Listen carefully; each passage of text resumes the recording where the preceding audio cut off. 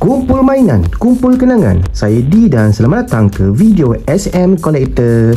Okay guys, hari ni kita nak unboxing dan kita nak review Transformers Blokies Wave 5 box yang ketiga. Okay, so blind box kita tak tahu dalam dia apa. Okay, lepas kita buka baru kita dapat watak apalah. Okay, dia ada 9 karakter. Okay, so hari tu kita dapat Wheeljack dengan Sentinel. Okay, so kita tunggu dapat apa lepas ni. Alright, so kita harap kali ni keluar Optimus Prime maybe. Okay, so tanpa memasa jom kita buka sekarang. Let's go.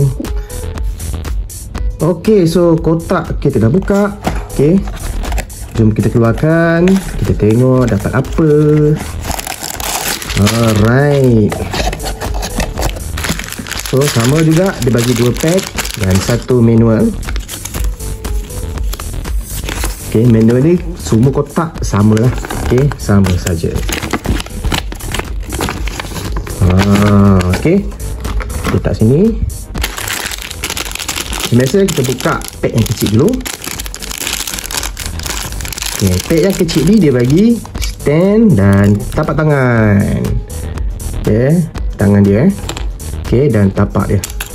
Alright guys, rasa-rasa kita dapat apa?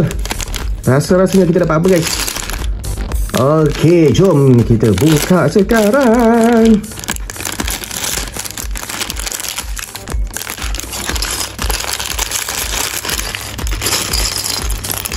Okay, dah keluar. So kita dapat Hound. Okay, nampaknya Optimus Prime masih lagi tak nak keluar Okay, so jom kita pasang Hound. Let's go.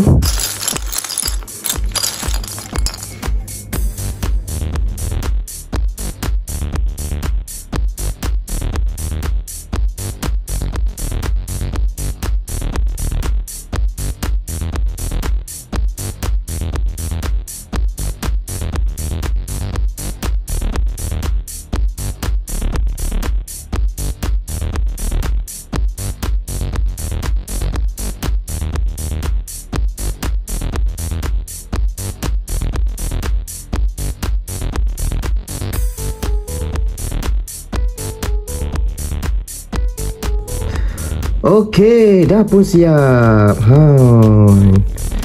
Macam nice kan? Okay, so kita boleh guna stand dia. Okay, letak dekat kaki dia macam ni. Tada, nice. Bang bang bang bang. Okay, kita boleh buat macam-macam pose. Nice.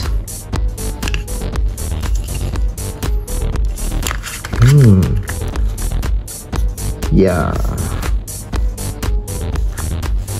nice kan? Okay,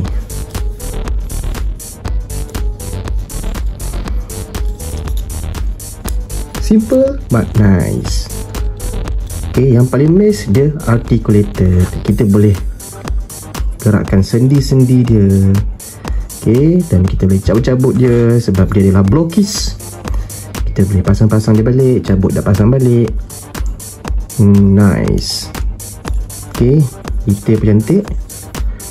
Alright guys, so itu saja video kita pada kali ini. Thanks for watching guys. Bye bye.